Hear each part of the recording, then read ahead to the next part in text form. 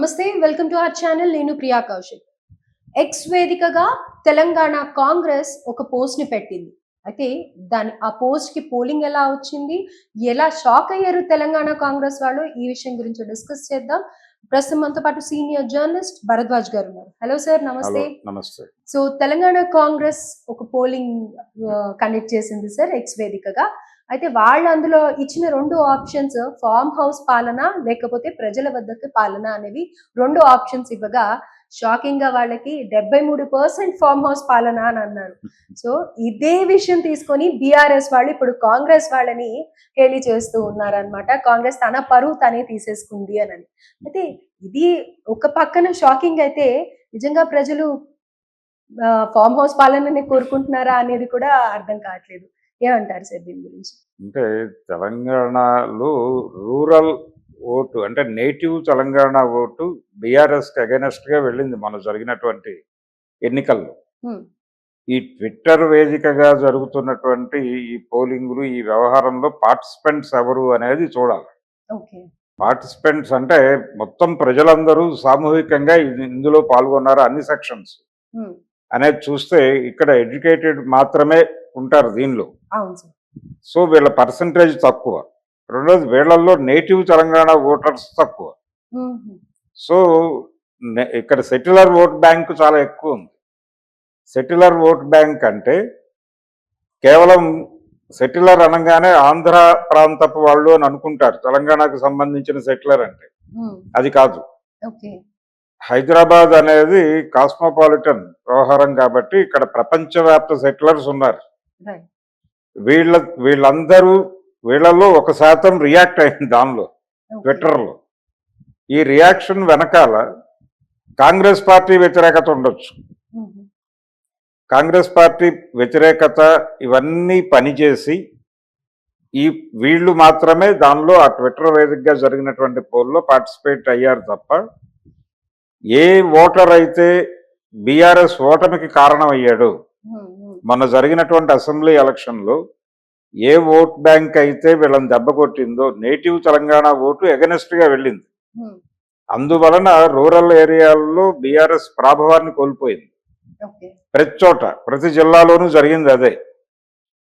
అక్కడ కాంగ్రెస్ పార్టీ బలపడింది, ఎక్కువ సీట్లు గెలుచుకోగలిగింది. అలాగే ఇక్కడ చూడాల్సింది ఏంటంటే, పూర్తిగా ఓటర్స్ ఏమీ మన అసెంబ్లీ ఎలక్షన్లో కూడా కాంగ్రెస్ పార్టీని భుజాన్ని ఎత్తుకోలేదు. వీళ్ళకి తగిన మెజారిటీ వచ్చింది అంతే. తగిన మెజారిటీ వచ్చి వీళ్ళు అధికారంలోకి రాగలిగారు అంతే తప్ప ఇవేమీ స్వీపింగ్ మెజారిటీనో లేకపోతే మరొకటో కాదు. స్వయంగా రేవంత్ రెడ్డి గారే ఒక చోట ఓడిపోయాడు. కాబట్టి దీన్ని కూడా గమనంలోకి తీసుకోవాలి. అంటే ఇక్కడ రూరల్ ఏరియాలో కొంచెం బీజేపీ ఇన్ఫ్లుయెన్స్ కూడా ఉంది. బీఆర్ఎస్ వ్యతిరేకత ఉంది. ఇవన్నీ మన అసెంబ్లీ ఎలక్షన్లో కళ్ళ ముందు కనిపించినాయి. సెటిలర్ ఓటు ఇన్ టోటల్ బీఆర్ఎస్తో వెళ్ళింది.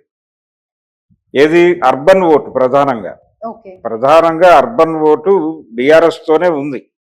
బీఆర్ఎస్ గెలిచిన సీట్లు అర్బన్ ఏరియాలో గెలుచుకున్నవే, రూరల్ పోయింది వాళ్ళకి టోటల్గా. సో ఇప్పుడు ఈ పోలింగ్ లో పాల్గొన్న వాళ్ళలో మెజారిటీ సెక్షన్ ఇక్కడ ఈ సెక్షన్ అర్బన్ యూతే. అర్బన్ యూత్ కి కొంత వాళ్ళైతే బెటర్ అయ్యేది అనేటువంటి ఒక అభిప్రాయం ఉండింది. రకరకాలుగా ఉంది అభిప్రాయం. అంటే కాంగ్రెస్ పార్టీ పరిపాలన మీద అర్బన్ ఓటర్స్ ఏమన్నా మారారా అనటానికి ఈ మధ్య ఆ తర్వాత జరిగినటువంటి పార్లమెంట్ ఎలక్షన్స్, అసెంబ్లీ ఎలక్షన్ నాటికి 3 అయితే పార్లమెంట్ ఎలక్షన్ టైంకి అర్బన్ ఓటర్లో కూడా చీలిక వచ్చి అర్బన్ ఓటర్లో కొంతమంది చాలా తక్కువ పర్సంటేజ్ మాత్రమే కాంగ్రెస్ వైపు టర్న్ అయ్యారు. మెజారిటీ బీజేపీ వైపు టర్న్ అయ్యారు. బీఆర్ఎస్ పార్టీతో ఉన్న ఓటరు బీజేపీ వైపు టర్న్ అయ్యాడు. ఇది ఒక పరిణామం కనిపిస్తుంది పార్లమెంట్ ఎలక్షన్ లో జరిగిన ఓటింగ్ సరళిని చూస్తే. సో వీళ్ళకి కూడా కాంగ్రెస్ పార్టీ వ్యతిరేకమే.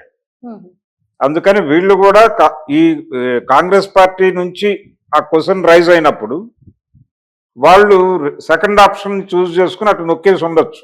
ఓకే. అందుకని ఈ ఓట్లు కూడా కన్సిడరబుల్ గా పడి ఉండొచ్చు. రైట్. ఈ అన్ని కారణాల చేత ఈ 73% అక్కడ రిఫ్లెక్ట్ అయింది, కానీ ఇది టోటల్ గా తెలంగాణ సమాజానికి కొలమానంగా తీసుకునే అవకాశం లేదు, తీసుకోకూడదు కూడా. అంటే ఇక్కడ మెజారిటీ రూరల్ పీపుల్ దే ఎక్కువ ఉంటుంది అని అంటారా?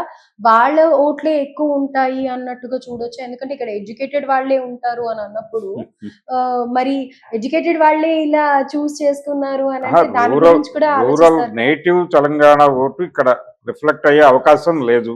ఓకే. ట్విట్టర్ పోల్లో ఓకే. రూరల్ నేటివ్ తెలంగాణ ఓటర్లు పూర్తి స్థాయిలో ఇక్కడ పార్టిసిపేట్ చేశారని నేనైతే అనుకోవడం లేదు. సో కొంత ఎడ్యుకేటెడ్ ఏరియాలో జరిగింది, ఇది అర్బన్ ఓటర్స్ నుంచి జరిగింది. అర్బన్ ఏరియాలో కొంత బీజేపీ బేస్ పెరిగింది. మరి అలాంటప్పుడు బీజేపీ ఆప్షన్ ఇస్తే బీజేపీకి ఎక్కువ బీజేపీ ఆప్షన్ లేదు, అక్కడ రెండే ఇచ్చారు. ఇన్ కేస్ ఉండుంటే గనుక అట్లా ఎక్స్పెక్ట్ ఉండుంటే ఇచ్చుండేవాళ్ళు, ఉండుంటే ఇచ్చేవాళ్ళు. అక్కడ రెండు ఆప్షన్స్ ఉన్నాయి. వాళ్ళు కాంగ్రెస్ వ్యతిరేకమైనటువంటి స్టాండ్ ప్రదర్శించి ఉండొచ్చు బీజేపీ నుంచి. బీఆర్ఎస్ కి ఇప్పటికీ కొంత హోల్డ్ ఉంది ఇక్కడ.